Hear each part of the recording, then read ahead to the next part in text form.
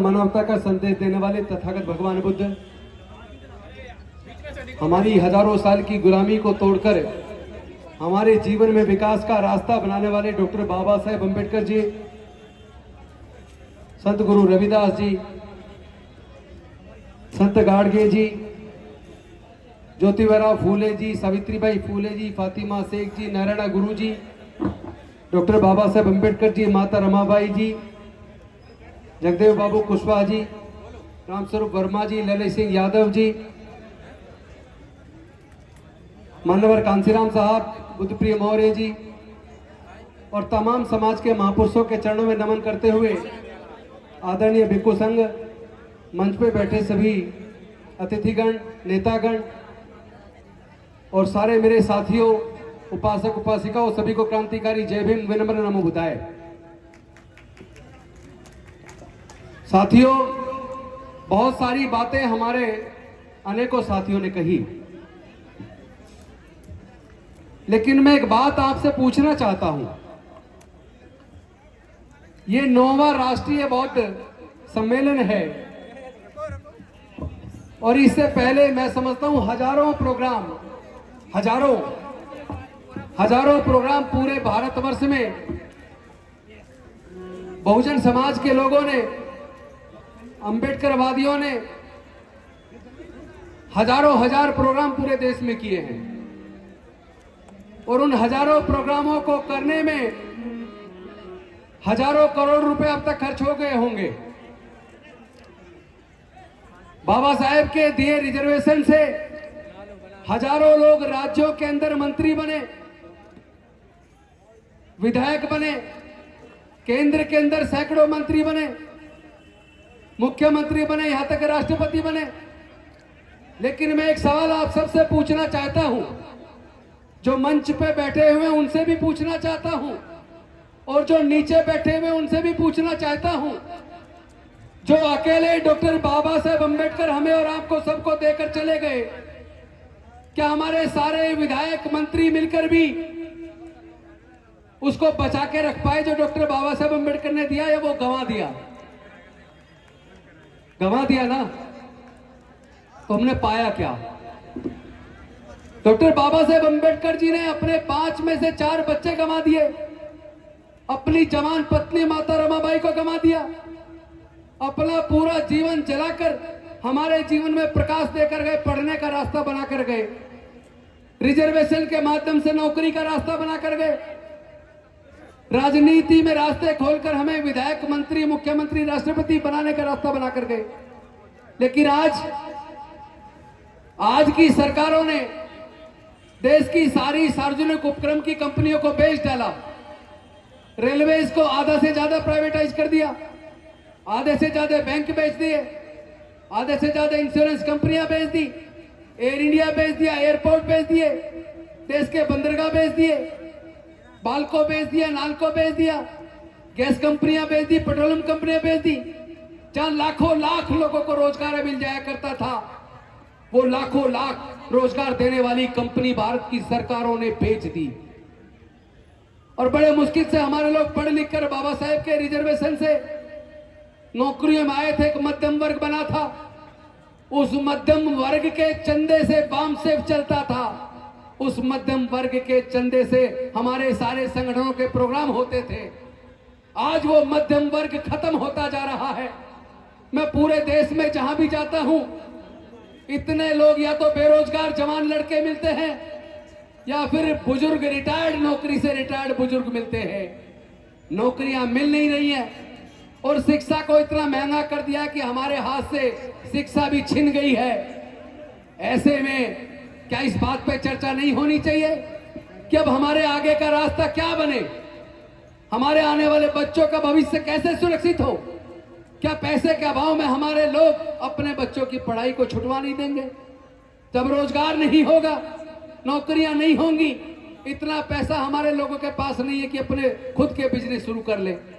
सरकारों से जो योजनाएं चलती थी, जिस योजनाओं से सस्ते दर पे हमारे लोगों को लोन मिल जाया करता था, जिस लोन से छोटे मोटे रोजगार शुरू किया करते थे, आज देश की सरकारों ने schedule caste component plan fund को भी घटाते घटाते लगभग खत्म कर दिया।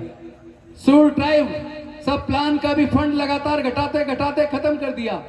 यानी केवल आपकी नौकरियां खत्म नहीं की, शिक्षा महंगे करके केवल आपके बच्चों से शिक्षा नहीं छीनी, बल्कि जितनी भी योजनाएं सरकार के द्वारा चला करती थी, जो डॉक्टर बाबा साहब अम्बेडकर की कुर्बानी से बनी थी, जिसको हमारे बाबू जगजीवन राम जी और उनके बाद के नेताओं ने कहीं ना कहीं आगे बढ़ाया था, पिछले 30 सालों में सारी योजनाएं एक एक करके दम तोड़ती जा रही हैं और हमारे नेतागण चुप्पी साधे हुए हैं। और जो बोलते हैं उन्हें कुर्सी छोड़नी पड़ती है। लेकिन मैं आपसे पूछना चाहता हूं, कुर्सी को बचाए रखना ज्यादा जरूरी है या समाज की लड़ाई लड़ने के लिए समाज के मुद्दों पे बोलना ज्यादा जरूरी है? हमारे सामने विकल्प रखा कि तुमने बौद्ध धर्म की दीक्षा ली, 12,000 लोगों को बौद्ध बनाया, एक मंत्री रहते हुए तुमने ऐसा काम किया, अब तुम दो में से एक रास्ता चुन लो, या तो डॉक्टर बाबा साहब अम्बेडकर का रास्ता आगे बढ़ाओ, या तो डॉक्टर बाबा साहब अम्बेडकर की विचारधारा और बुद्ध की विचारधारा आगे बढ़ाओ, या फिर हमारे मंत्रिमंडल में मंत्री रहो। हमने कहा हम इस्तीफा भेज रहे हैं, हम डॉक्टर बाबा साहब अम्बेडकर का मिशन चलाएंगे।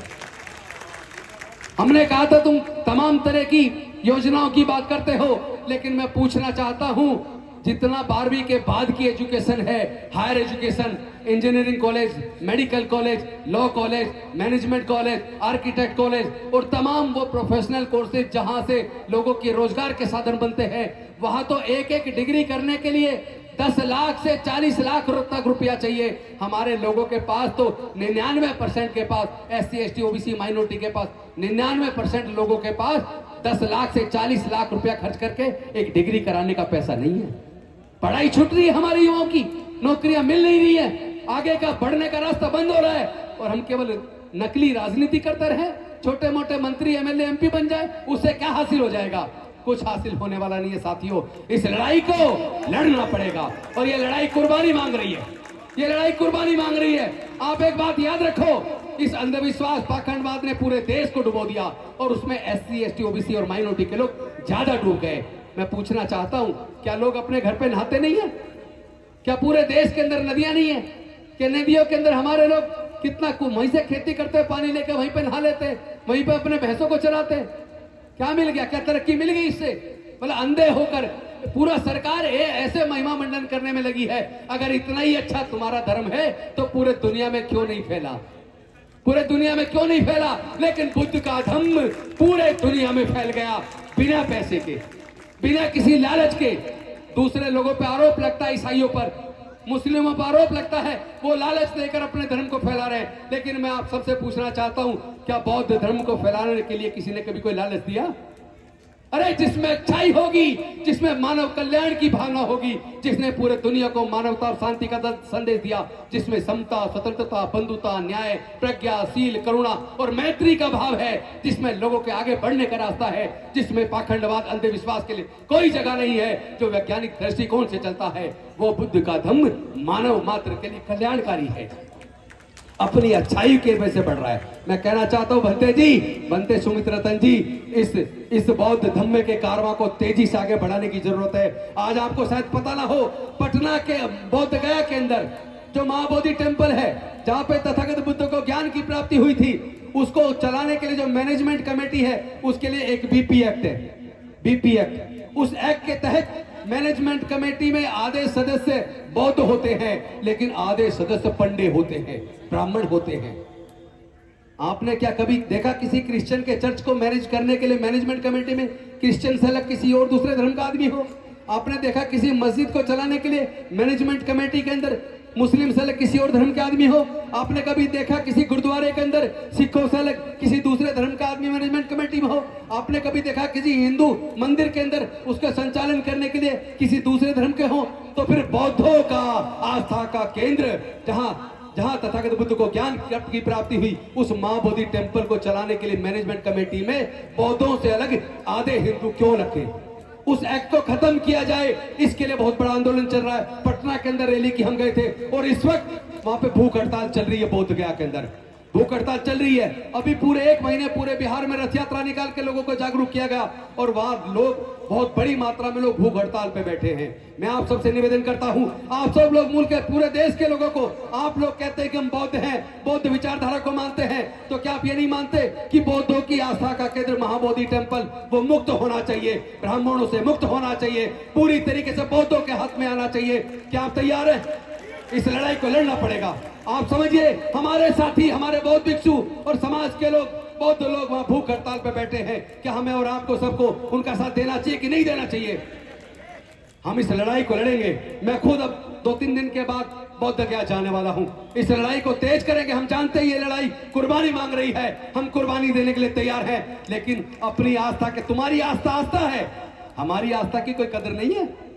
अरे आपने तो वो मस्जिद तोड़कर वहां जो मंदिर बनाया, पता नहीं कितने लोग मारे गए, पूरे देश में दंगे हुए।